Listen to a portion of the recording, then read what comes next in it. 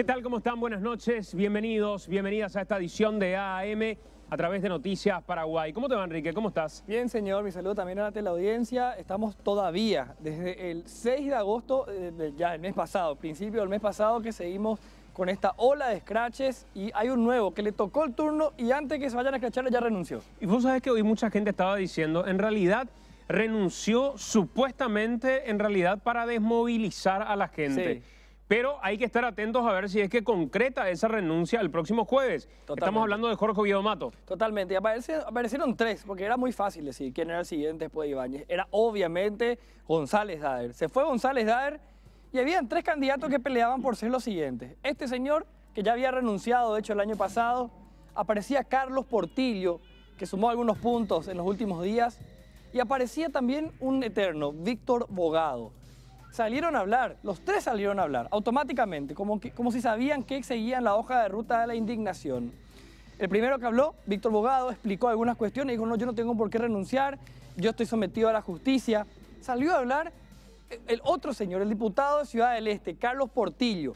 Y en un momento salió a decir como que, no, yo no veo tanta indignación, hay como 6 o 7 personas manifestándose. A mí 6 o 7 personas no me van a hacer renunciar, dijo Portillo. Lo mismo, una frase muy similar que había utilizado Bachi Núñez en su momento, y cuando se refería a la indignación antes de lo de Ibáñez. Y la gente que hubo en la plaza después terminó demostrándole lo contrario. Una declaración soberbia. Quiso demostrar humildad, pero terminó siendo soberbio Carlos Portillo en esa conferencia de prensa. Que no se anima ni siquiera a dar la cara cuando los medios quieren entrevistarlo allí desde el lugar de trabajo. Después el siguiente, Jorge Oviedo Mato, que antes de que pase algo dijo, yo ya voy a renunciar y anuncio que voy a renunciar. Hay cuestiones familiares de las que no puedo hablar mucho, pero que me llevan a renunciar también, dijo Oviedo Mato. Sí, incluso dijo que estuvo arrepentido y que si pudiera retroceder en el tiempo ni se acercaría a un partido político. Que solamente se presentó para esta ocasión, para este periodo, por pedido de su hija. Sí, exactamente. Y ahora hay que ver si es que logra desmovilizar o si la movilización va a continuar con él hasta que se concrete esa renuncia, porque ya adherentes de su partido dijeron que no permitirían que este hombre renuncie porque saben bien que podría ser la muerte política definitiva del partido UNACE. Hoy lo escuchaba al ex senador Bóveda decir que ellos no iban a permitir que renuncie Oviedo Mato, que en todo caso va a ser una cuestión que va a tener que decidir el Congreso, pero que no hay que dejar de tener en cuenta el retorno. No sé a qué se refería, pero hablaba permanentemente y decía el retorno. ¿Pero quién va a retornar? Y Oviedo Mato, qué sé yo. En elecciones intendentables. No tengo idea. Porque las siguientes son esas, las intendentables o en alguna concejalía o salvo que lo nombren en algún cargo, pero perdería participación legislativa después de 15 años. El UNACE que tuvo un grupo importante, cada vez tuvo menos y ahora se quedaría con 0. Y otro que sale perdiendo, sin dudas, es Horacio Cartes en esta historia, porque ya lo perdió a González Daer, el número 3 en la lista de honor Colorado. Ya lo perdió también ahora Oviedo Mato, si es que se concreta la renuncia. Y Oviedo Mato sabemos que por más que no era ni siquiera del partido de Colorado, fue un brazo dentro del Parlamento de Horacio Cartes durante todo este tiempo, al igual que Bóveda. Siempre votó en la línea de Horacio Cartes y de las intenciones, intereses de Horacio Cartes. Así mismo, así que Cartes, en medio de todo esto, estaría perdiendo 2 parlamentarios y si es que se llega a dar lo de, en un eventual caso, Víctor Bogado, que apunta hacia él la ola de indignación, cada vez se va debilitando más la fuerza parlamentaria de Horacio Cartes. Horacio Cartes es el capo del tráfico de cigarrillos y lavado de dinero. Dijo durante una sesión del Congreso Rodolfo Friedman en el transcurso de esta semana.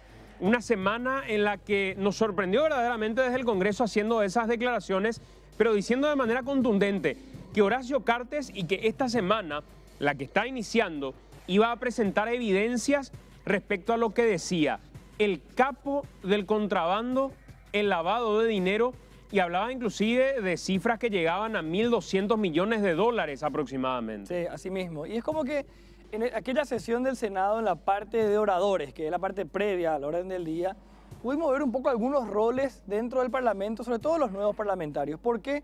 Porque todo este inicio desde junio, turbulento, nos permitía que veamos quién va a ser quién y qué función va a tener quién dentro del Senado. En diputados ya vimos, y muchas máscaras se han caído con lo de Ibáñez.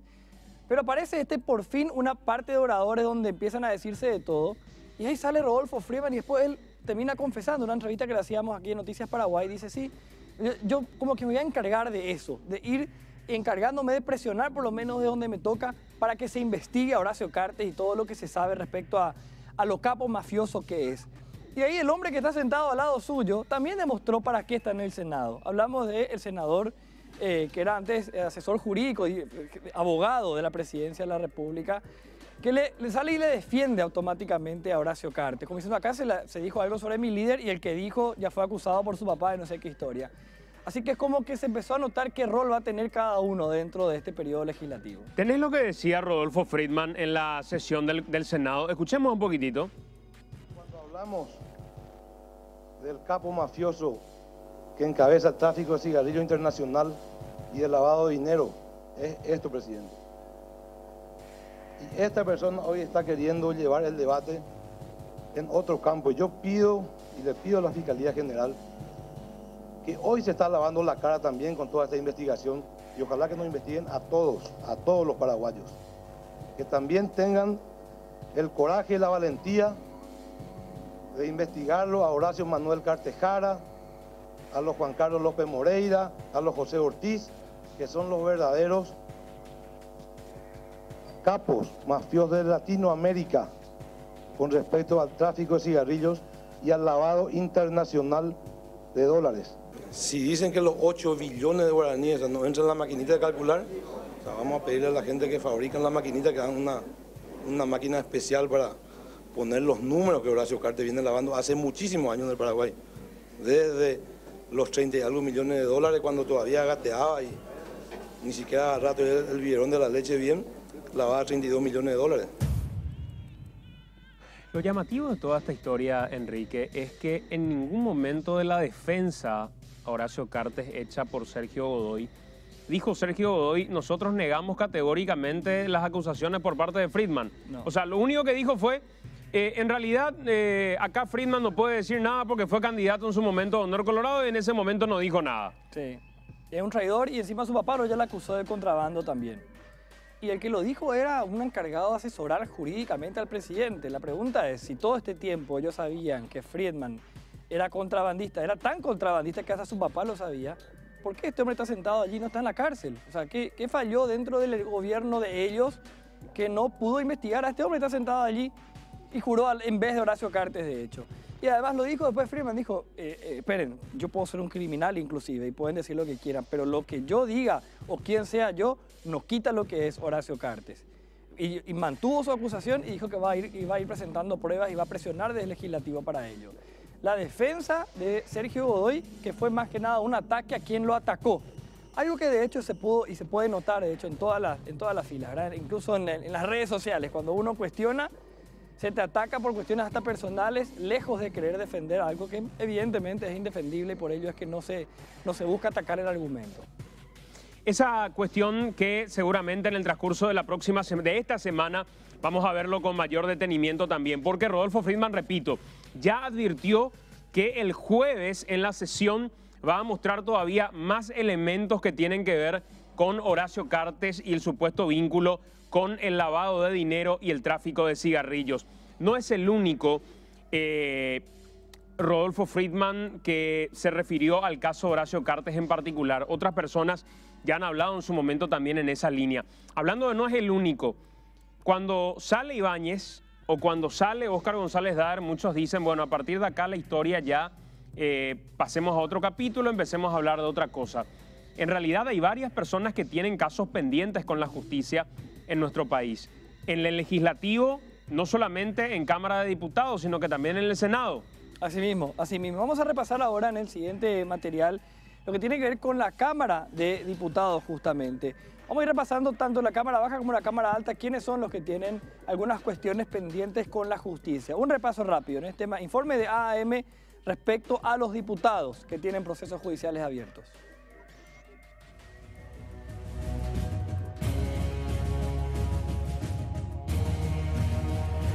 Vamos a llevar a votación la renuncia del diputado nacional José María Ibáñez.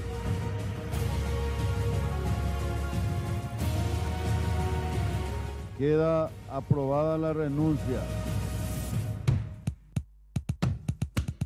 La caída del diputado José María Ibáñez fue la primera pieza que iniciaría un efecto dominó, o hasta, si se quiere, una premonición.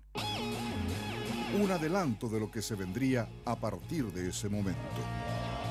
El hartazgo ciudadano se acumuló. Hoy ya no hay tregua para la corrupción. Todo empieza con una llamarada cuando despedimos llamas de nuestras miradas. Quieren detener el incendio que se propaga. El miedo era latente dentro del Congreso.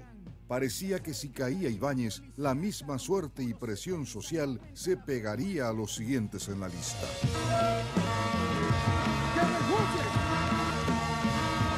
Y aquella suerte no tardó en llegar. Esta vez al Senado, donde se encontraba Óscar González Daer. Aunque el tiempo fue un poco más prolongado. ¿Qué piensa lo que dicen los manifestantes que piden su renuncia? Y tienen derecho a manifestarse, porque no todo el que sea pacífico, no hay ningún problema. Nos infiltramos, nos duplicamos. Después de 24 días de manifestaciones ciudadanas y escraches frente a su casa, el senador Colorado presentó su renuncia el miércoles 29 de agosto. Y al día siguiente, el Pleno de la Cámara de Senadores, sin mucho trámite, la aceptó. Y así se cerró otro ciclo, otra victoria ciudadana. Un investigado por corrupción, enriquecimiento ilícito, evasión de impuestos y lavado de dinero menos dentro del Congreso Nacional. Pero hay otros que necesitan rendir cuentas ante la justicia. La Cámara de Diputados tiene todavía unas cuantas sorpresitas adentro. Un caso réplica al de José María Ibáñez es el del diputado Tomás Eber Rivas, que lleva un proceso judicial abierto imputado por cobro indebido de honorarios. Habría contratado a 3 empleados particulares nombrándoles funcionarios del Congreso. Siguió el ejemplo de su colega José María Ibáñez. También está el diputado Carlos Núñez Salinas, a quien se lo investiga por un despacho que realizó su empresa en el año 2011, que, según el documento de aduanas, figuran 11 ruteadores con un costo total de $17,706, monto por el cual pagó sus impuestos. Sin embargo, una auditoría determinó que en realidad eran 31 decodificadores y que el valor real de la mercadería superaba el $1.000.000. Carlos Núñez admitió los cargos de contrabando y producción de documentos no auténticos por los cuales fue acusado por la Fiscalía de Delitos Económicos. Y todavía hay más. El 23 de agosto tenía que haberse presentado a una audiencia preliminar donde el juez penal de garantías Humberto Otazú debía decidir si el caso va a juicio o no. No se presentó. Recusó al juez por preopinar pidiendo que se aparte de la causa. Hace 5 años que Carlos Núñez Salinas chicanea a la justicia. Que pase el siguiente. Carlos Antonio Portillo Verón. Otro diputado que tiene manchada su honorabilidad. Imputado por los delitos de tráfico de influencia, cohecho pasivo agravado, soborno y asociación criminal. En audios que se filtraron se escuchaba a Portillo negociar un caso judicial específico. La fiscala anticorrupción Liliana Alcaraz ordenó la pericia telefónica de los datos del cruce de llamada del diputado y la investigación sigue en proceso. Buenas tardes, diputado, ¿cómo está? El diputado Teófilo Espínola, arquitecto de profesión, está procesado por un supuesto perjuicio de más de guaraníes 5.000 millones, con contratos de obras durante su periodo dentro del Ministerio de Defensa Pública. Pero no solamente en Cámara de Diputados hay personas que tienen procesos abiertos, también en el Senado. Así es, en la Cámara de Senadores, que son menos, y los procesos judiciales abiertos a senadores tal vez son un poco más conocidos inclusive en la opinión pública. Vamos a repasar algunos de ellos. Si nos fijamos en la Cámara de Senadores, también encontramos algunas cositas raras. El senador Víctor Bogado. El 23 de octubre del 2013, la Fiscalía lo imputó por estafa en calidad de autor y cómplice del cobro indebido de honorarios de la niñera de sus hijas, Gabriela Quintana Benialgo. La mujer tenía salario en la Cámara de Diputados y la Itaipú, pero era planillera. El memorable caso de la niñera de oro ya lleva 5 años estirando el proceso judicial. Al consultarle a Bogado por qué lleva tanto tiempo chicaneando a la justicia, dijo que su proceso judicial es una farsa, que fue un error administrativo lo que cobró la niñera de oro y que no es que chicaneó 5 años. Se alargó su proceso porque su abogado se enfermó. Voy a hablar después contigo. Después tengo que hablar en el pleno y después voy a hablar contigo. Pero un ratito nomás queremos... Después voy a hablar contigo. Pero después no voy a tener tiempo de volver acá. 5 años de chicana ya, senador. La chicana es tu interpretación. La chicana es tu interpretación. ¿Por qué? Porque yo me quedé sin abogado y entonces la Corte tiene que definir cuál es el juez que es competente. ¿Por qué? Porque mi abogado se enfermó. Yo soy investigado por ser cómplice de un supuesto cobro indebido, de un error administrativo. Si decía que su perro comió la carpeta fiscal, iba a ser un poco más creíble. Yo voy a demostrar mi inocencia y si tengo que ir a un juicio oral, yo mismo voy a pedir que vaya a un juicio oral, que sea público, que sea televisado y que el mundo vea la farsa que se montó para persecución política. Pero no se cansen todavía. Hay otros más. El senador Jorge Oviedo Mato está imputado por tráfico de influencias, cohecho pasivo agravado y asociación criminal, cuando era todavía miembro del jurado de enjuiciamiento de magistrados. También está Enrique Salín Busarquis, quien es acusado por lesión de confianza y usurpación de funciones cuando estuvo al frente del Ministerio de Obras Públicas y Comunicaciones, y quien presuntamente dejó un perjuicio al Estado por $500.000 por firmar un convenio con la empresa italiana Anas International Enterprise. Busarquis dice que no salió un solo guaraní en aquel convenio. Y para terminar el recorrido de quienes tienen asuntos pendientes con la justicia, la parada llega al Parlasur. Allí están Pedro Milciades Duré y Enzo Cardoso. Desde el 9 de noviembre del 2016 está pendiente el juicio oral y público de Pedro Milciades Duré por la supuesta compra fraudulenta de 5.000 hectáreas de tierra y un perjuicio de 48.000 millones de guaraníes al INDER. El liberal parlasuriano Enzo Cardoso, con causas por supuesta estafa y lesión de confianza durante su gestión como ministro de Agricultura y Ganadería. Por un lado, el desvío de 68.000 millones de guaraníes que debían ser destinados a la producción frutihortícola. En otra causa, la Fiscalía le adjudica a Cardoso un perjuicio de 1.219 millones de guaraníes que debían ser distribuidos dentro del Programa Nacional de Fomento Pecuario. Por lo que se ve en el Congreso Nacional, todavía queda mucho por depurar.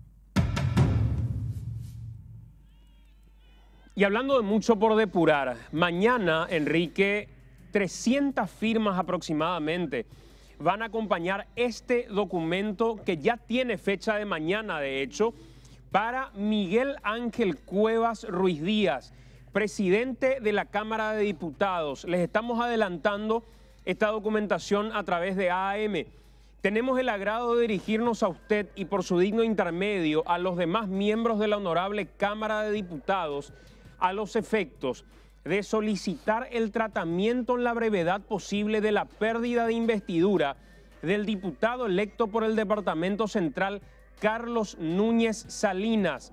Es de público conocimiento la causa que le involucra y la imputación que viene soportando por un multimillonario contrabando de artículos electrónicos y producción de documentos no auténticos, quien hace 5 años interpone sucesivas medidas dilatorias, chicanas, y que el pasado 23 de agosto del corriente logró por 8ª vez suspender su audiencia preliminar argumentando tener fueros. Sí.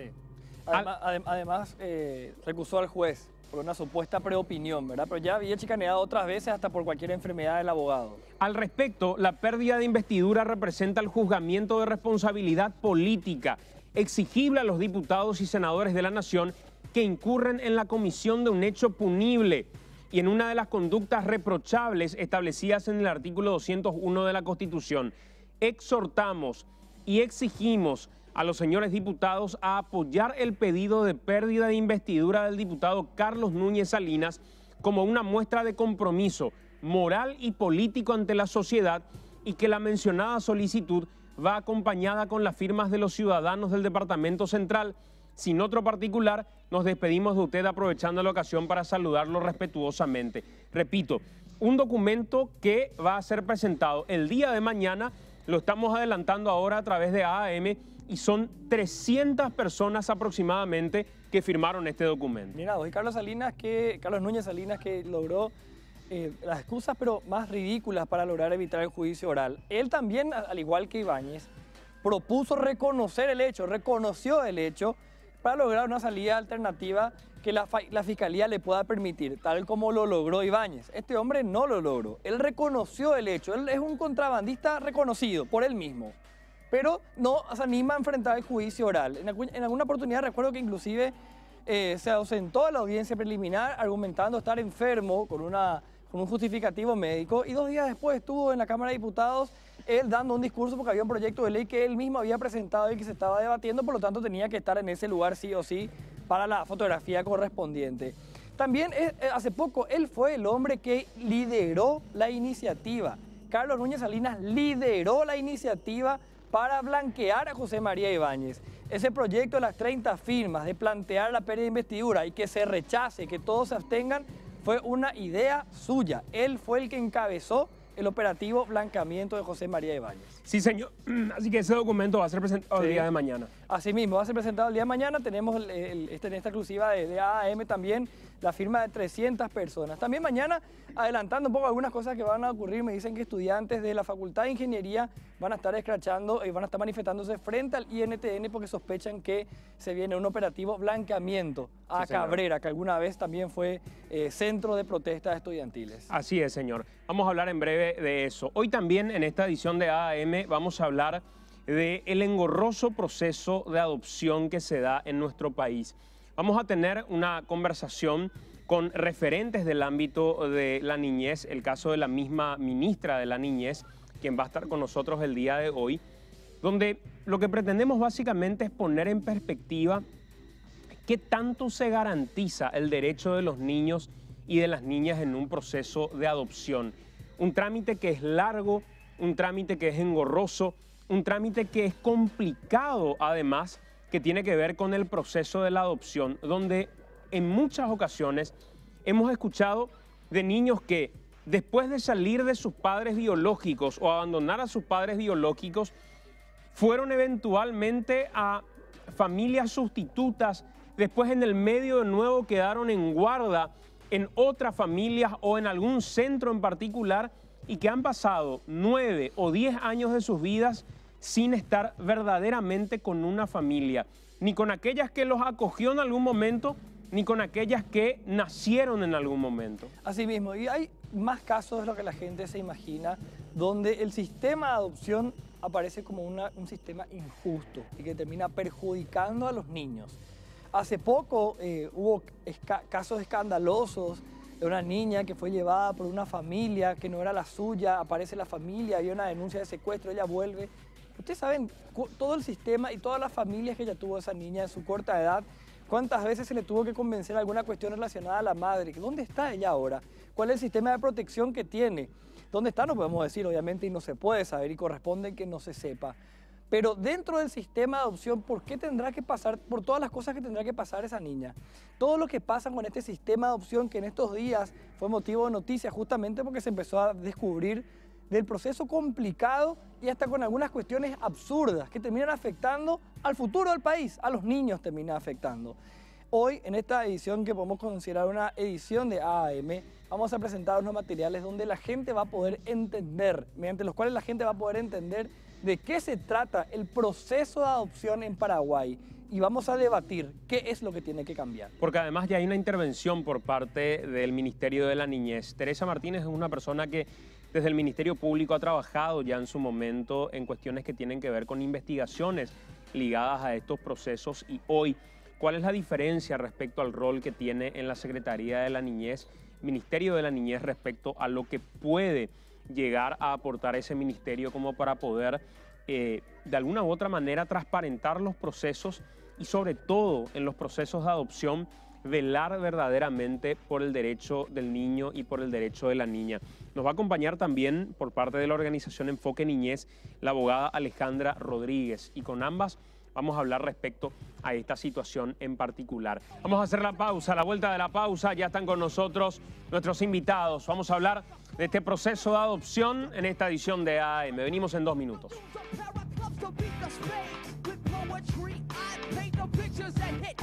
Estamos de vuelta en vivo a través de Noticias Paraguay y ya nos acompaña la doctora Teresa Martínez, ministra de la Niñez. ¿Qué tal, ministra? ¿Cómo te va? Muy bien, buenas noches.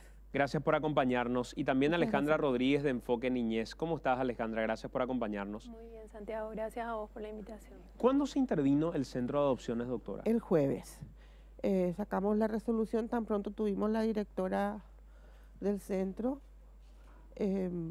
porque algo que necesitamos hacer debido a las irregularidades que aparentemente se dan en el centro y para ver cuál es la situación en que se encuentran la cantidad de niños que estén pendientes de adopción, cuáles son las falencias en los procedimientos que se están realizando administrativamente, a los efectos de, con ese resultado, después sentarnos también a hablar con la Corte Suprema para ver la morosidad también del otro lado. A eso quiero ir. Sobre todo, ¿qué tipo de denuncias recibieron? Nosotros de alguna manera vamos a presentar un material que trata de retratar, inspirado en cuestiones que sucedieron efectivamente, lo que pasa desde la perspectiva del niño, la niña, que finalmente con familias en las que va tomando, pasan largos años y gran parte del proceso de maduración se da verdaderamente con otras familias y con un cambio permanente. ¿Qué es lo que ustedes lograron constatar?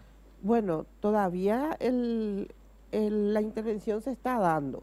Las denuncias son de esa naturaleza, falta de acompañamiento a las familias, una falta de información o de seguimiento de la situación de los niños que fueron entregados en acogimiento, falta de vínculos, de ese seguimiento también con el sistema jurisdiccional y otros que hablan de retardos en los dictámenes, falta de respuesta a las familias postuladas para la adopción y por sobre todas las quejas nos vinieron mucho de las familias que tienen a niños en acogimiento, ¿verdad?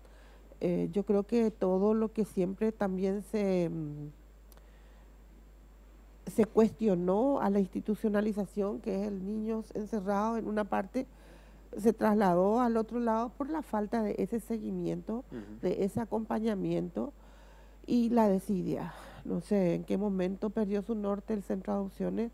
Vemos que no tienen los equipos que tenían inicialmente. El centro de adopciones fue creado como una autoridad administrativa central, ¿verdad? A raíz de los compromisos internacionales asumidos por el país, como la Convención de La Haya, que era una autoridad para trabajar, ¿verdad?, armónicamente con el sistema jurisdiccional, buscando precisamente frenar aquel bendito tráfico que hubo en su oportunidad y no para convertirse en un centro o en una institución que vuelva a un proceso engorroso y que frustre todos los procesos de adopción, ¿verdad? No fue creado para eso el centro de adopciones. Alejandra, en la perspectiva del niño, la niña, la situación de la adopción, ¿cómo debería llevarse desde la idea, la visión que tienen ustedes? Bueno, la adopción es una respuesta de protección definitiva para un niño que no puede permanecer con su familia por diversas situaciones, ¿verdad? Desde la perspectiva de la protección integral, se debe considerar, ante la necesidad de la respuesta a la adopción, se debe considerar una familia para el niño y no el niño para una familia. Entonces, todo el trabajo tiene que girar en torno a este norte, ¿verdad? El trabajo de mantenimiento del vínculo con familia de origen para identificar si hay posibilidades de retorno del niño debe hacerse de manera muy respetuosa, muy responsable y en la brevedad posible, de manera a garantizar que se tienen todos los elementos, que el magistrado que tiene que tomar la decisión tiene todos los elementos a mano sobre cuáles son las condiciones que hay en ese grupo familiar, como para que el niño retorne en condiciones seguras, si eso fuera posible. Y si no, entonces inmediatamente después tiene que darse la siguiente respuesta, que es la definitiva, que es la adopción. Y hoy en Paraguay, si tuvieras que describir cuál es la forma en la que se lleva ese proceso, ¿cómo describirías? Es tremendamente engorroso. Hay responsabilidades de varias partes, de varias instituciones en esta vulneración de derechos de los niños, ¿verdad? Y entendemos que no tiene que ver con la ley, ni con los protocolos, ni con la norma escrita, porque cuando hay magistrados que comprenden el sentido del proceso, cuando hay defensores que se comprometen con la transitoriedad de la medida, en este caso el acogimiento familiar o la institucionalización, ni hablar, ¿verdad? Y son conscientes de que esa transitoriedad debe ser lo más reducida posible, sin vulnerar el derecho del niño de que se haga el trabajo de agotar instancias con su familia de origen, ¿verdad? Porque así sea que el niño tenga que volver con su familia de origen, ahí el magistrado tiene que tener todos los elementos de juicio como para poder tomar la decisión de manera responsable.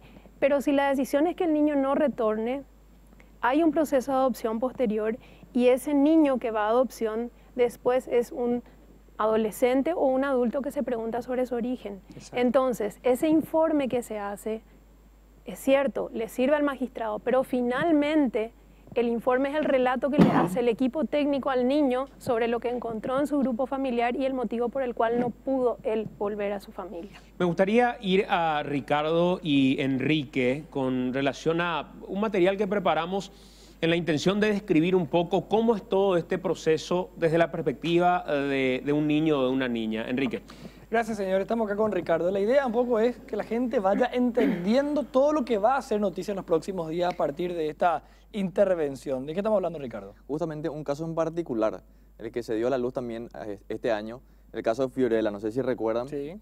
Un caso que retrata básicamente cómo una niña pasa por diferentes familias, incluso viaja, sale del país, vuelve y mientras se resuelve el sistema jurídico de dónde tiene que ir a parar finalmente la niña, ya pasó por 2 familias y está ahora institucionalizada. Sí. Entonces, una niña que no precisamente se llama Fiorella, la llamamos claro, Fiorella, digamos, por una cuestión periodística, ¿verdad? Exactamente. Entonces, esta historia lo que trata de retratar es cómo una niña pasa por todos esos procesos mientras permanece en espera de una familia. A ver.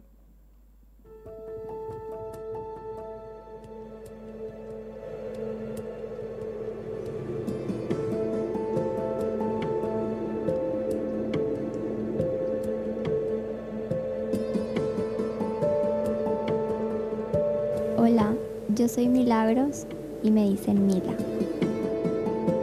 Hoy tengo 8 años y les cuento mi historia desde un hogar de niños. No es el lugar que me gustaría estar ahora mismo, pero no me dieron opciones. Llegué ayer y no le conozco a ninguno de los niños que también están acá. No conozco sus historias, pero esta es la mía.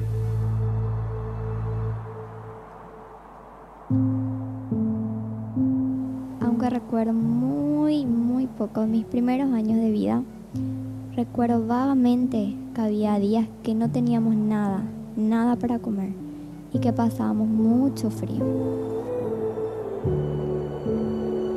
Porque nuestra casita era de chapa y teníamos solamente una frazada. sé que estuve con mi mamá y mi papá hasta los 4 años.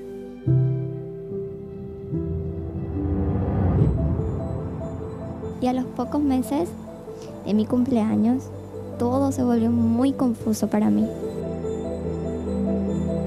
De un día para otro, pasé a tener una nueva mamá y un nuevo papá. Yo no entendía muy bien qué es lo que estaba pasando. Pero ellos, aunque no eran mis padres biológicos, me trataron como su hija de sangre, y me amaron desde ese primer día.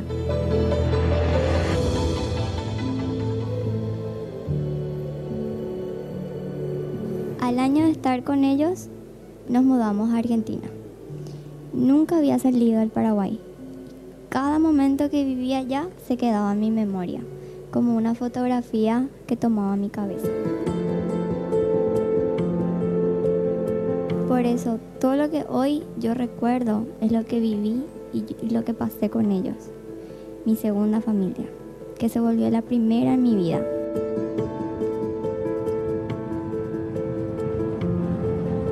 Confuso, ¿verdad? Imagínate para mí.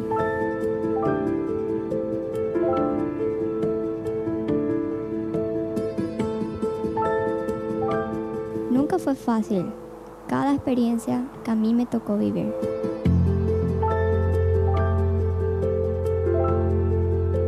Pero hasta hace poco, por lo menos sentía la seguridad de que ya nada cambiaría y que solo me tocaría ir creciendo y aprendiendo cosas nuevas cada día. Pero no fue así. Todavía faltaba lo peor.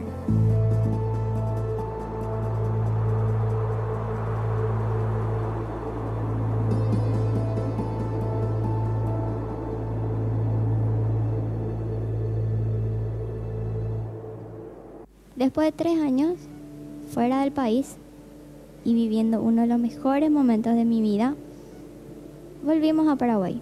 Y al volver, todo cambió otra vez.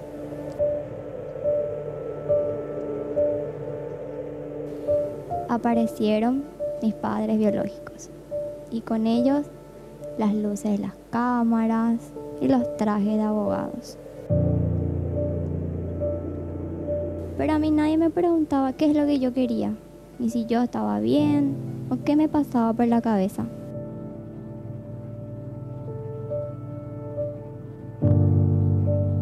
Y mientras los grandes arreglaban las cosas y la justicia en el medio trata de poner orden entre tanto desorden, y yo estoy acá, en un hogar para niños.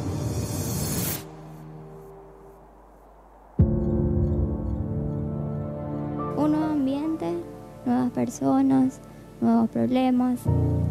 En mis cortos 10 años de vida ya recorrí 2 países y viví 2 vidas, y me dejaron a cargo de 3 familias: mis padres biológicos, mis padres adoptivos y un hogar. ¿Por qué tiene que ser todo tan difícil? ¿Por qué a nadie le importan mis sentimientos o mis intereses? Es tan difícil que me vean como alguien que necesita una familia y no una sala de juegos. Ahora solo me toca esperar acá, mientras siga cumpliendo años. Ni en la casa donde yo nací, ni con mis padres que me adoptaron, dándome mis mejores años de vida. Y acá, donde todo vuelve a empezar y donde realmente yo no quiero estar.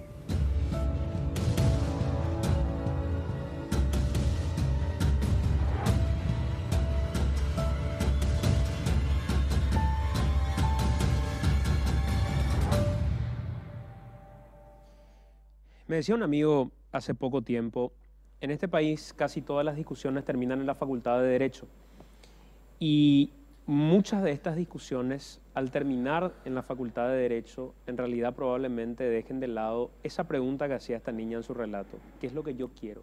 ¿Qué tanto importa lo que una niña o un niño quiere en un proceso de adopción? Bueno, es fundamental, pero tenemos que partir de la base que el caso comentado no es un proceso de adopción.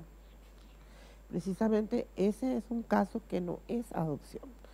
Aparentemente los padres entregaron o le sacaban los niños y le entregaron a una familia y fueron, ¿verdad? Esta niña tuvo la suerte que esa familia la trató muy bien, estuvo viviendo muy bien, pero al retornar acá se encuentra con esa situación de que la niña tiene que ser sacada nuevamente de ahí. La ley es clara cuando dice que el niño debe ser oído y su opinión debe ser tenida en cuenta, ¿verdad? No siempre se hace lo que el niño dice, pero si el juez no va a hacer, tiene que explicar por qué cree que no es conveniente hacer lo que el niño pide. Su opinión tiene que ser tenida en cuenta porque tiene derecho a ser oído y su interés superior tiene que primar, ¿verdad? Si el niño dice estoy bien, estoy acá, pero acá en el relato hay como un trasfondo de ilegalidad en el proceso del traslado de la niña. Pero que en realidad, doctora, lo tomamos desde esta perspectiva porque termina demostrando la otra arista, que sí es mucho más rápida y efectiva, porque de hecho es ilegal, que es, me consigo unos cuantos testigos, voy e inscribo como si fuera mi hija o mi hijo a esta persona. Sí. Y mientras el proceso de la burocracia de un proceso de adopción puede terminar esperando años. Precisamente, pero ¿por qué hay un proceso de adopción? Porque hay que respetar esa identidad biológica del niño. Nosotros tenemos una historia no tan lejana, ¿verdad?, en el que los niños eran comprados ya del vientre de la madre para ser entregados en adopción que duraban 20 días y eran sacados del país, ¿verdad?, como hijos ya de un extranjero. Muchas situaciones de secuestros de niños se investigaron en esa época y es justamente ese proceso irrespetuoso de su identidad biológica el que permitía que haya tráficos, porque se presentaba a cualquier mujer como la madre del niño que entregaba la criatura, porque a veces la madre biológica se retractaba, porque le pagaban o le convencían cuando iba a dar a luz y luego tenía el bebé al lado y no quería entregar, ¿verdad? La ley estableció plazos, por eso, de mantenimiento de vínculo, de búsqueda y localización si la madre o el padre eran desconocidos, ¿verdad? Pero son plazos que se ponen para que un equipo técnico trabaje inmediatamente y lo realice. Lamentablemente eso se convirtió en una burocracia infinita, ¿verdad?, que desnaturaliza todo el proceso y la necesidad de que los niños rápidamente fueran integrados a una familia que va a ser su familia biológica, ¿verdad? Ese no es un problema de la ley, ese es un problema de los operadores del sistema, ¿verdad? Y cómo fueron desnaturalizando todo, porque hay un irrespeto a la vida de ese niño, porque si la familia biológica ya no lo va a tener o no tiene condición de tenerlo, pues rápidamente se debe declarar su estado de adoptabilidad para que pueda ingresar a la otra familia. ¿Cuánto tiempo hoy espera una familia como para cerrar el proceso de adopción? Mira, y es impreciso porque no se cumplen los plazos. Nosotros tenemos denuncias de familias que esperaron 5, 6 años, 4 años, ¿verdad? Tal es así que ahora los abogados recomiendan a sus clientes, tener en guarda al niño vos, pedí la guarda y después de 2 años pedí la adopción para que se haga por la vía de la excepción. Lo que iba a ser una excepción se convirtió en la regla. Más del 80%. Más del 80% de la gente tiene consigo el bebé que va a adoptar, ¿verdad? Y bueno, decimos otra vez dentro de todos los males que ese niño está viviendo con la familia que luego va a ser su familia adoptiva. Pero cuando están en otros espacios también y demora toda esa cantidad de tiempo, ocurre lo que esta niña está contando. Pasa de una familia a otra y luego a veces hasta termina otra vez institucionalizada, ¿verdad? Sí, porque justamente esa situación de las guardas, en esta situación de las guardas, hay una responsabilidad muy seria de los operadores, de los funcionarios, y ahí nosotros solemos apelar también no solamente a los operadores del sistema de justicia, sino a los médicos, a los psicólogos, a las enfermeras, que recomiendan esta vía rápida. El problema de la guarda es que se le introduce a un engaño a la familia, se le hace creer que ya tiene un hijo y no tiene. Porque para que pueda darse la adopción se tiene que hacer la pérdida de patria potestad, como decía la doctora. Entonces, se esconden, ¿verdad? Muchas veces pasa eso por 2 años, porque es lo que es un artículo de la ley de adopciones, y después viene la familia pretendiendo una adopción, pero está pendiente un juicio de pérdida de patria potestad donde aparece una familia que, por ejemplo, le habían arrebatado el hijo o la hija, ¿verdad? No necesariamente son familias que abandonan a sus hijos. Y en esa línea, doctora, cuando hablamos de quiénes son los que interfieren como para dilatar este proceso, jueces, son fiscales, en realidad el problema son las ONG que se meten en el medio dentro del proceso. ¿Quiénes son los responsables de dilatar de alguna manera todo este trámite? Bueno, yo creo que solamente los operadores y los abogados que también están en el sistema de justicia, ¿verdad? Porque si el técnico, los técnicos que tienen que hacer un dictamen, que tienen que hacer un seguimiento, no lo hacen en tiempo oportuno, están dilatando. Porque si no se interviene inmediatamente después de que una madre o una familia entrega a un niño para ser adoptivo, pierde la oportunidad de saber las causas. En este caso, valga para modelo, ¿verdad? Las niñas vivían en una situación muy crítica, aparentemente, pero esa no puede ser causa para que un niño sea separado de sus padres. Ahí tiene que entrar todo el aparataje del Estado para asistir a esa familia y pueda hacerse cargo de sus hijos. La ley es clarísima, que ningún niño puede ser separado de su familia por causas económicas. Y vemos en el 80% de los casos que se da por esa cuestión. Y ahí hay una clara visibilización de la falla del sistema y de los equipos que intervienen, ¿verdad? Porque esa jamás puede ser una causa de separación. Tiene que buscarse los mecanismos que esa familia reciba algún tipo de apoyo, asistencia para que pueda hacerse cargo de sus niños.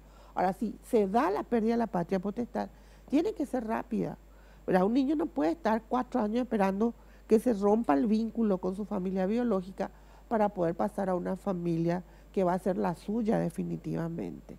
Y en esos procesos es donde falla el operador del sistema.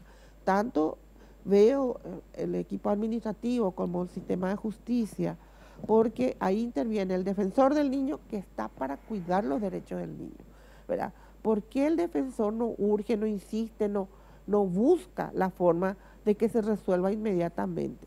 Los fiscales que intervienen y los jueces que nos resuelven, ¿verdad? Ahí estamos jugando con un plazo jurisdiccional que también es acotado, ¿verdad? Y los plazos de investigación para la pérdida de la patria potestad también son acotados, ¿verdad? Lo que pasa es que si eso no se cumple, llegamos a estos tiempos y un sistema acusa al otro. Acá necesitamos una revisión profunda. Hay 2 proyectos de modificación de la ley de adopciones en el Parlamento, creo que 3 inclusive. Pero más allá de la modificación de esta ley, nosotros necesitamos revisar nuestras prácticas. A eso mismo quiero ir. De nuevo el debate de la ley. Claro. Cuando probablemente la ley no sea el principal problema. No es el problema. ¿O es el problema, Alejandra? No es el problema. La ley siempre es perfectible, Santiago. O sea, nunca se puede establecer un procedimiento legal o un procedimiento normativo cualquiera sea que te va a cubrir absolutamente todos los eventuales escenarios que se pueden dar en el futuro. La ley tiene que establecer un parámetro, ¿verdad? No puede ser tan puntillosa además. Nosotros hemos visto experiencias y hemos acompañado experiencias de procesos de acogimiento familiar de niños que esperaron el trabajo de mantenimiento del vínculo con su familia de origen, se agotó la instancia, se hizo la pérdida de patria potestad, se inició un proceso de adopción en el centro de adopciones con familias que fueron evaluadas por el centro de adopciones dentro de un plazo de 6 meses, 8 meses, 10 meses. ¿Por qué? Porque el magistrado estaba comprometido con la transitoriedad. Había una jueza que nos decía a nosotras, a mí el acogimiento familiar me da más trabajo, pero me encanta que sea así, porque todo el tiempo me están trayendo con el informe del acogimiento, porque eso es parte del proceso de acogimiento familiar y además del modelo de acogimiento familiar, es que hay un equipo técnico que está acompañando, está fotografiando, no solamente con una cámara, sino con un relato de lo que es el entorno del niño y su desarrollo, y le está agregando al juzgado permanentemente esos informes como para que el juzgado vea que el niño crece y no tiene los 3 meses que tenía cuando entró al sistema, ¿verdad? Porque los niños también crecen dentro del sistema de justicia. Y ellas nos decían, me da más trabajo, pero me encanta porque yo puedo todo el tiempo verle de vuelta. Con la vorágine del trabajo es necesario que sucedan estas cosas, ¿verdad? Quiero ir hasta Enrique y Ricardo de nuevo, porque hemos buscado testimonios respecto a esto también, que de alguna u otra manera lo que nos grafica es dónde está el problema en medio de todo el proceso, porque finalmente es la gran responsabilidad, es trabar el lugar en el que terminan empantanándose estos procesos. Enrique. Así es, señor, y tenemos algunos testimonios, de hecho, también para fortalecer esto que estamos hablando, ¿verdad, Ricardo? Así mismo, justamente buscamos una persona que pasó por el proceso de adopción, cuál fue su experiencia, y en esta primera parte nos relata cómo le habían designado un niño que estaba en una familia acogedora y ella se negó a ser parte de eso porque decía que ya había formado un vínculo a este niño, y esto es lo que ella nos relató de esta primera experiencia. Como te dije en mi causa, a mí me asignaron un niño para adopción y ese niño tenía una familia acogedora que lo quería adoptar. Yo pude contactar con esa familia, hablé con ellos cuando nos dimos cuenta con mi marido de que esa familia realmente lo amaba y que ya era su hijo. De hecho, nosotros desistimos de ese proceso mediante una nota, no sin antes decirle al centro primero con quién va a estar mejor esa familia. Ustedes, ¿qué decir? ¿Con nosotros que no le conocemos o con una familia que está desde el día que nació? Entonces, bueno, al desistir de esa adopción, lo que hizo el centro en represalia a nuestro obrar, a nuestro mal obrar, nos excluyó de la lista de adopción, como un castigo, ¿no? Ustedes ya rechazaron un niño y están fuera de la lista, después de esperar 4 años. Entonces me sacan de la lista de adopción y comienzan a pelear con ella para no darle a ella el niño. Porque la ley dice, porque las ONG dice que las familias acogedoras que quieren adoptar le están traicionando a la ONG porque se comprometieron a que no. Pero son procesos humanos. Ya está ese niño enraizado ahí, con un vínculo. Se tiene que priorizar el vínculo, aunque la gente que estemos como yo esperando en la lista, pues esperemos. Pero el vínculo se tiene que priorizar, porque eso es lo importante para el niño, por eso el sistema no funciona, porque es un sistema jurídico y no un proceso humano. Bueno, increíble, hubo como una especie de venganza después, un castigo por haber rechazado, pero ella rechazó por el interés del niño, básicamente. Claro, y él, según relata ella, desde el centro de adopciones le sacaron de esa lista, pero posteriormente accedió justamente a otro proceso de adopción, que también es lo que ella relata. En esta siguiente parte vemos también esa problemática de por qué una familia acogedora finalmente no puede luchar por la adopción del niño, nos relata ella. Teniendo esa disposición legal, como son familias acogedoras o no están dentro de una guarda total o no son una familia sustituta, entonces todo el sistema se mueve más rápido cuando un niño quiere ser adoptado por una familia que tiene una guarda. Ahí el sistema se mueve perfectamente como un reloj para impedir esa adopción.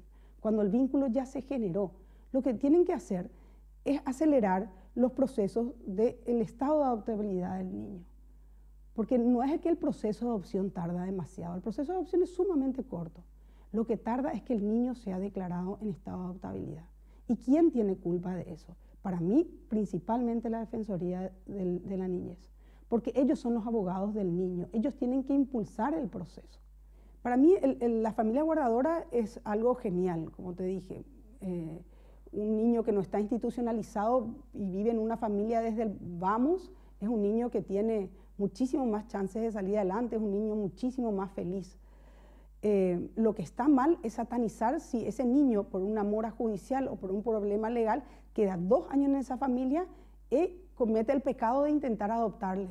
Entonces, ahí se sataniza a la familia acogedora. Yo creo que la familia acogedora es un instrumento fabuloso, que hay familias acogedoras como la que le tocó a mis 2 hijos, que yo les debo la vida de ellos y mantenemos el vínculo y los visitamos y es genial. Pero el hecho de que en el momento que la familia acogedora, por una situación de mora judicial, decide adoptar ese niño, entonces también debe priorizarse esa adopción. Bueno, esto es un testimonio real de algo que siempre se habló, Ricardo, digamos. El hecho de que un niño o una niña pasa a una familia acogedora, pero esa familia acogedora no puede adoptar a ese niño. Entonces forma parte de su familia por unos años, ya es parte de la familia y después tiene que salir de la familia a la familia que le adopta finalmente. Justamente. Algo muy cruel. Claro, todo eso dependiendo de la mora judicial, el proceso que lleve eso, finalmente para estar enraizado a la familia que lo acogía para derivarlo a otra familia. Y en esta última parte nos relata su propia experiencia del proceso de adopción, del último que tuvo, cuántos años tardó en este proceso de adopción y cómo lo vivió finalmente. En mi caso, en el proceso, había pasado 2 años y el proceso no se había movido, porque por alguna razón no se había instado el proceso, no se había iniciado los juicios que se tenían que iniciar, no se habían propuesto diligencias, entonces el niño está ahí perdido. El juez es el que declara la adopción de un niño. Entonces, el centro de adopción debería ser una instancia del Poder Judicial, porque tiene que haber inmediatez, porque se tiene que ver caso por caso y a su situación particular en ese momento. ¿Y qué pasa? Como se dice que no puede haber guarda preadoptiva, no puede haber para nadie guarda preadoptiva. Pero si esa es la solución para ese niño. Como se dice que las familias acogedoras firman un contrato, un compromiso de que ellas no pueden adoptar, entonces no pueden adoptar y hay que hacer la vida imposible. Y ahí sí se mueve todo el aparato para perjudicar al niño, pero nadie mira al niño.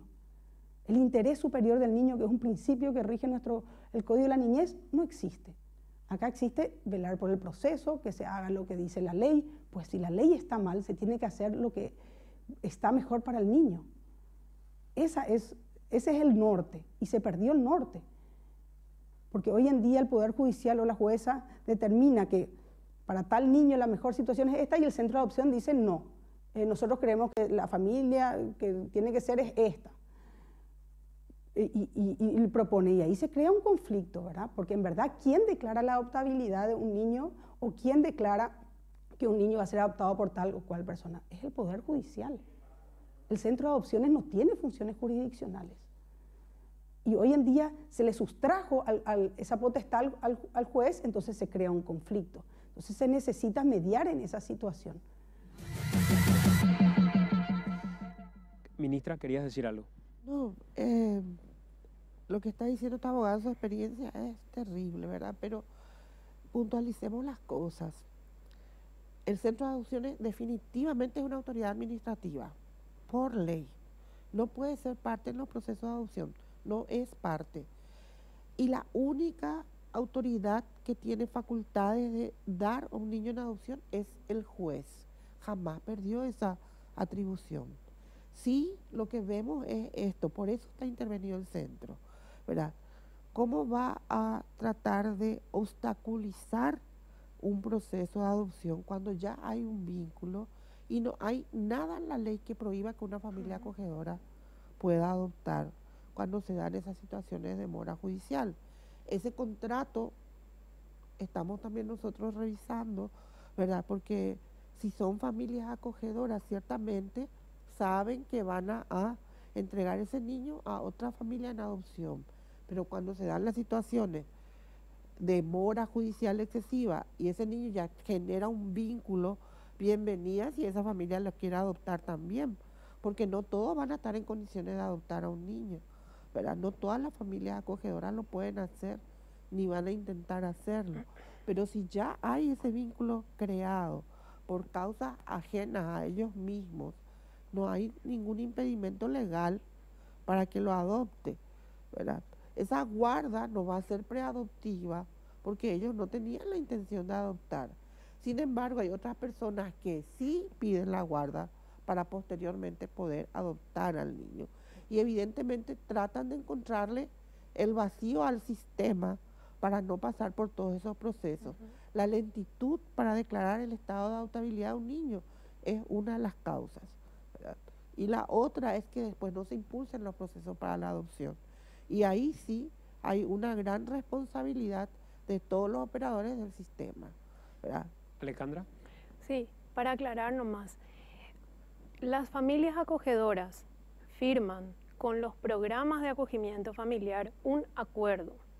En el acuerdo, entre otras cosas, está la manifestación de ellas de que no tienen la motivación de adoptar al ofrecerse como familias acogedoras, porque nosotros no podemos burlarle a las familias que se están presentando en el centro de adopciones, llevan los papeles, pasan por todas las evaluaciones a través de un programa de acogimiento familiar. Entonces lo que la familia manifiesta con ese acuerdo es que en ese momento no tiene la motivación es otra. Es muy distinta la motivación del acogimiento familiar de la motivación de la adopción.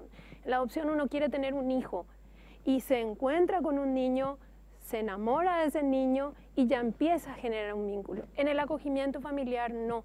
En el acogimiento familiar una de las condiciones es que la familia ya tenga hijos, que ya haya pasado por la experiencia de criar un niño, porque el niño que viene no puede ser un experimento para esa familia.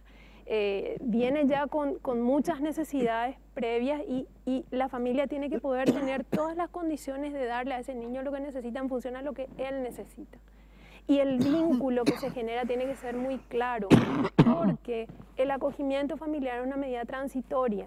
Durante ese acogimiento se hace el trabajo de mantenimiento del vínculo, que puede terminar con el retorno del niño a su familia de origen.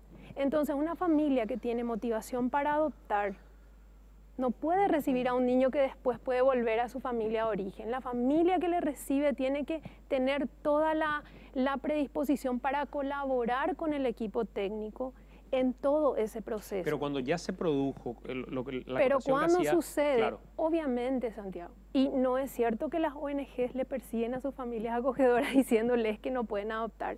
Nosotros acompañamos todos los procesos y en cada situación vemos si es que el niño ya tiene un vínculo, si ya pasaron 3 años, si ya hace... Como decían, los procesos judiciales tardan demasiado, mucho después de que terminó el trabajo de mantenimiento del vínculo y ya no hubo condiciones para que regrese a su familia de origen. Obviamente que mirando el interés superior de ese niño en particular, y si la familia acogedora tiene posibilidades, tiene deseos de recibirle y tiene condiciones además para convertirse en sus padres, por supuesto que desde el equipo técnico se conversa con el equipo técnico del Centro de Adopciones o la DIPROE y hay un criterio técnico con el que va la propuesta de que el niño quede en familia acogedora. Hay muchísimas experiencias de familias acogedoras que adoptaron a los niños por cuestiones de salud, porque era un grupo de hermanos y no habían familias adoptivas para grupo de hermanos para esa edad, para esas condiciones de ese niño en particular en el centro de adopciones, familias evaluadas que tengan posibilidad de adoptarle. Entonces ahí las familias abrieron las puertas de la adopción y hubo absoluta colaboración, digamos, de parte de los equipos técnicos, no es que se les persigue y lo que se firma es una manifestación de que ellos en ese momento no tienen la motivación. No es que está prohibido adoptar, no está prohibido, en ninguna parte está prohibido. Con la acotación que hacías, doctora, si el vínculo ya es mayor Obviamente. al proceso natural, es otro escenario. Es otro Obviamente. escenario y ahí hay que pensar exclusivamente en el niño, ¿verdad? Y sus derechos.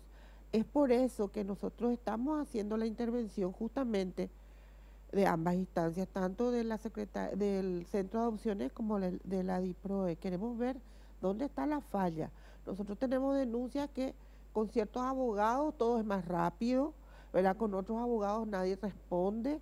O sea, una cantidad de situaciones que tenemos que definitivamente transparentar y que las prácticas sean las adecuadas, ¿verdad? Porque acá no es un problema de la ley precisamente. Si bien es cierto, la ley de adopciones se dio en un escenario muy distinto y ya bastantes años atrás, puede que requiera algún tipo de ajuste, pero eso no va a solucionar el problema si las prácticas no se cambian.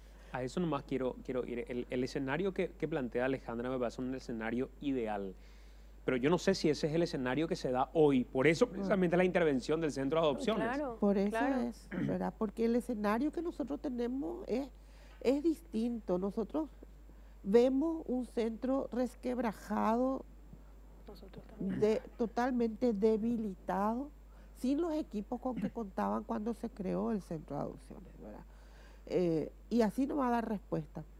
Así no va a dar respuesta, no va a ser ágil, no va a ser rápido. Queremos ver los protocolos, ¿verdad? Si se están cumpliendo, si no se cumplen, cuál es la falla que se está dando para que esto sea así, ¿verdad? Una máquina de impedir realmente. Acá hay que reiniciar todo. Para eso necesitamos definitivamente cortar lo que está mal, Y eso lo vamos a saber cuando termine la intervención, ¿verdad? Porque realmente se está haciendo mucho daño y es un despropósito que habiendo personas que quieran adoptar y existiendo niños que pueden ser adoptados, ¿verdad? Estos estén pasando por un padecimiento tan grande antes de que se concluyan los procedimientos. Y hay daños que ya no se pueden revertir. Doctor, ¿hay un número, o Alejandra si lo manejan, para situarnos un poco en la situación? ¿Cuántos niños hoy aguardan por un proceso de adopción o están en trámite de adopción? ¿Hay algún número con relación a eso? Viviendo en instituciones hay más de 1.500 niños. Y un trabajo que se hizo en una investigación financiada por CONACYT da cuenta, por ejemplo, de que el 70% de estos niños no conoce a su defensor y el 87% no conoce a su juez. Entonces, pretender que la solución de la duración de los procesos de adopción vaya al Poder Judicial como solución es un poco simple y podemos llegar a meter en un proceso mucho más largo todavía y más engorroso. Pero esos 1.500 niños no son para adopción. No todos, digo que son 1.500 niños que están por diversas entre los en cuales, distintas instituciones, ¿verdad? Claro, pero entre los cuales podrían haber niños susceptibles de adopción. Y sí hay muchos procesos, hay alrededor de 80 creo que son expedientes que están esperando resolución judicial. Nosotros acabamos de obtener la sentencia de un niño que estuvo 4 años en acogimiento, que entró a acogimiento cuando ya había terminado el trabajo de mantenimiento del vínculo. O sea, esperó 4 años para nada. O sea, no se hizo ningún trabajo por el camino en ese tiempo, solamente él esperó. 8 años dentro del sistema. Toda su vida. ¿Y cómo son, doctora, los demás países de la región? ¿Cómo son los procesos en Chile, Uruguay, que siempre son países referentes? Bueno, son procesos mucho más rápidos, ¿verdad? Pero no tienen, digamos, la problemática de tanta morosidad. Porque sí también tienen, como en todos nuestros países, la revisión previa de la situación jurídica del niño con su vínculo biológico, que es lo que la ley exige que se realice, que se resuelva antes de que vayan a adopción. Porque o si no se dan esas situaciones de pedido de restitución, como el caso de esta niña que contaba la historia, ¿verdad? Que es mucho peor al momento que después hay que romper vínculos y volver a tratar de reconstruir los vínculos con su familia biológica. Lo que no puede ser, esto es in eternum, ¿verdad? Llevamos muy arraigado ese procedimiento civil porque la pérdida de la patria potestad es una de las sanciones más graves que hay en materia de derecho de familia.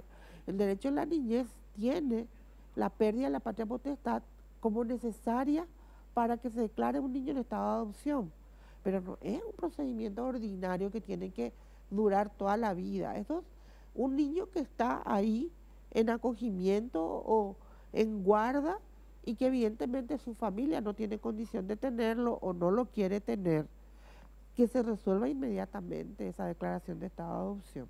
Pero hay veces que parece que como una cuestión caprichosa piden una y otra referencia, ¿verdad? Que nada satisface y en esos pedidos, en esos va y viene se pierden años. Además hay algunas desprolijidades en los procesos, hay falta de acuerdos también entre los magistrados como para establecer procedimientos más ágiles. Más uniformes. Y una falta de formación también en los operadores, ¿verdad? Que no tienen la formación en esta doctrina de la protección integral que ve al niño como un sujeto de derechos, el tema de la celeridad, el tema de que los procesos judiciales tienen que durar lo menos posible como para que el niño salga del sistema de justicia. El niño entra y no sale más del sistema de justicia. Y es una constante con la que nos encontramos nosotros. Esto que decía la doctora Astrid, de que los defensores también tienen que actuar. Nosotros solemos encontrarnos con defensores que son muy ágiles, que entienden, se comprometen con el niño, trabajan con nosotros como equipo técnico, pero hay defensores con los que no se consigue nada. Y el defensor tiene que representar al niño, tiene que urgir resoluciones en el proceso. Y en los procesos que nosotros acompañamos debe ser el 1% en el que los defensores presentan urgimientos para agilizar los procesos de los niños. En general, los defensores no cumplen con los tiempos de los niños. En esa línea, doctora, ¿cuál es el rol de la Defensoría de la Niñez en todo este proceso? Proteger y defender los derechos del niño, o sea, representa al niño. Es su derecho el que debe presentar. Ellos tienen que controlar si se hicieron bien los procesos de mantenimiento de vínculos, si se hicieron bien los procesos de búsqueda y localización, y ver lo que es mejor para el niño. O sea, son verdaderos defensores de sus derechos, eso es lo que deben ser, claro, ¿verdad? Y ahí es donde tiene que ese operador entender bien en qué consiste defender su derecho, ¿verdad? El derecho a vivir en una familia. Si su familia biológica no lo puede hacer, entonces lo más rápidamente posible pasar a la familia que va a ser su familia definitiva y no quedar en el limbo, ¿verdad? Porque la familia acogedora es una situación de vida familiar, pero que no es la suya. Y está generando un vínculo ahí que luego va a tener que romper. Si no es una familia como la que mostró la otra Astrid, en la que ellos mismos otra vez se van vinculando a la misma familia para que esa criatura no pierda, no rompa esos vínculos así traumáticamente y después no sepa qué pasó con la otra familia. ¿Cuántas familias, preguntaba hace rato el caso de los niños, cuántas familias están dentro de un trámite de adopción hoy? O aguardando por un... Yo desconozco los números actuales del centro de adopciones. Nosotros tenemos, con la última información que nos dieron, 140 familias esperando adoptar un niño, pero es una lista que se tiene que depurar porque tampoco hacen el seguimiento a esas familias, si ya adoptaron algún otro o recibieron un niño por otra vía, porque en esa espera es cuando fácilmente se le acerca un abogado y le ofrece un niño. Claro. O una enfermera o alguien quiere entregar su hijo y lo hacen, se arriesgan, ¿verdad? Por no pasar por los procesos tan engorrosos, que son más que engorrosos, son dilatorios, ¿verdad? Por falta, porque la ley es muy simple. Dice, mantenimiento de vínculos, 45 días. Eso significa que los técnicos tienen que abordar respetuosamente a esa familia biológica y ver cuál es la causa por la cual ellos no pueden hacerse cargo de sus hijos. Si la causa es meramente económica, tiene que buscarse el mecanismo para que esa familia no se desprenda de su hijo, o que esa criatura no pierda a su familia, ¿verdad? Ahora, si existen otras causas, pues rápidamente tienen que informar al juez para que el juez determine la adoptabilidad de ese niño. ¿Cuáles son los requisitos para poder adoptar? ¿Tiene que ser una familia que esté casada? ¿Tiene que estar casada por iglesia? ¿Puede ser una mujer sola? ¿Puede ser un hombre solo? ¿Cuáles son los requisitos? La ley habla de matrimonio o unión aparente con más de 5 años por el tema del reconocimiento. No tienen que pasar los 50 años de edad por la diferencia generacional que requiere, sobre todo si van a adoptar un bebé, ¿verdad? Si son mayores, se recomendaba que ya tengan niños grandes porque ellos no van a poder levantar un bebé por la edad misma. Mujeres solas también pueden adoptar. Las mujeres solas pueden adoptar preferentemente. Con respecto al hombre, y no hay tampoco una prohibición legal de que un hombre solo adopte, ¿verdad? Pero se prefiere al matrimonio, la unión de hechos, la mujer y luego el hombre. O sea, una mujer que vaya, una mujer soltera, una mujer sola puede adoptar también. Sí, por supuesto. Puede adoptar. De hecho, son las oportunidades que tienen los niños más grandes. Las mujeres solas tienen más predisposición para adoptar niños más grandes en el histórico que conocíamos del centro. Correcto. A la vuelta de la pausa seguimos conversando ya en la última parte de esta charla respecto al proceso de adopción en Paraguay. Estamos de vuelta y dentro de las cuestiones que sucedieron en los últimos días, aprovechando que está con nosotros la ministra de la Niñez, no queríamos dejar de preguntarle respecto a esto que Enrique y Ricky nos van a contar, que es un episodio que se dio en la Armada Paraguaya, donde seguramente ya el Ministerio de la Niñez tiene algún tipo de conocimiento y dato que maneja respecto a el abuso de una niña de 13 años. Enrique, vamos con vos. Gracias, señor. Y es algo que surgió el fin de semana en materia informativa, pero ya a partir de mañana, con los distintos servicios informativos, Noticias Paraguay, por ejemplo, vamos a empezar a ahondar. Pero para que la gente pueda entender ya de qué se trata, Ricardo. Justamente algo que ocurrió en el Arsenal de la Marina, dependencia de las Fuerzas Armadas, donde existió un abuso sexual a una niña de 13 años. Hasta el momento la Fiscalía imputó a 13 militares, entre ellos suboficiales y también marinos, por abuso sexual en niños, por coacción sexual y por pornografía infantil, porque habían incluso filmado el hecho. Sí. Esto lo relató en conferencia de prensa ayer la Fiscalía. 13 militares hasta el momento, pero no se descarta incluso que haya más involucrados en el asunto. Hasta el momento hay incautados inclusive 80 celulares, por lo que podría ser incluso mayor la cantidad de personas involucradas en este hecho. Recordamos que ocurrió en el Arsenal de la Marina y las preguntas que resurgen son cómo llegó sola la niña, por qué no se le hizo un seguimiento, quién la recibió, en qué momento ingresó. ¿En qué circunstancias entró? Claro, en qué circunstancias, tenía algún familiar dentro. ¿Qué ocurrió ahí? Que hasta el momento tenemos estos datos, 13 imputados suboficiales y marinos en este hecho. Totalmente, un caso realmente de terror, Estas personas que ya guardan prisión preventiva en la cárcel militar de Viñascue, y estamos en un gobierno que empieza dando un mensaje de mucha cercanía a las Fuerzas Armadas, a las Fuerzas Militares. Así que también se espera un mensaje muy fuerte para estas personas que cometieron este terrible crimen al hablar de un abuso sexual aparente a una niña de 13 años. Y también por la cantidad de gente, ¿verdad?, que está involucrada. ¿Qué datos se manejan respecto a esto desde el Ministerio de la Niñez? Tan pronto se supo, le dimos intervención a nuestros equipos técnicos para dar una asistencia a esta niña y a su familia.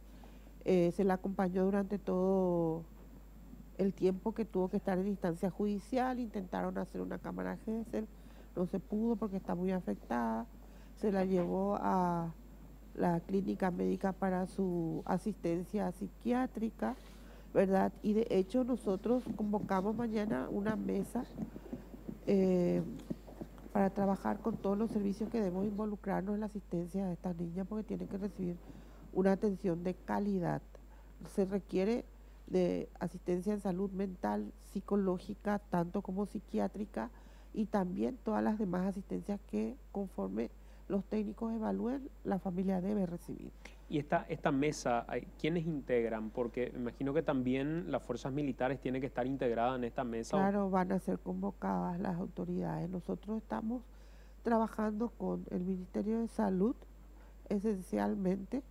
También vamos a ver la situación de la niña en materia de asistencia escolar, si estuvo o no siendo escolarizada, y si no, veremos algún programa especial con el Ministerio de Salud, y también nos sentaremos a hablar con las autoridades de las Fuerzas Armadas, porque nosotros esencialmente el sistema penal va a estar investigando y nosotros tenemos que darle toda la cobertura de protección a esta niña. Este no es un caso que se pueda resolver únicamente con un tribunal militar.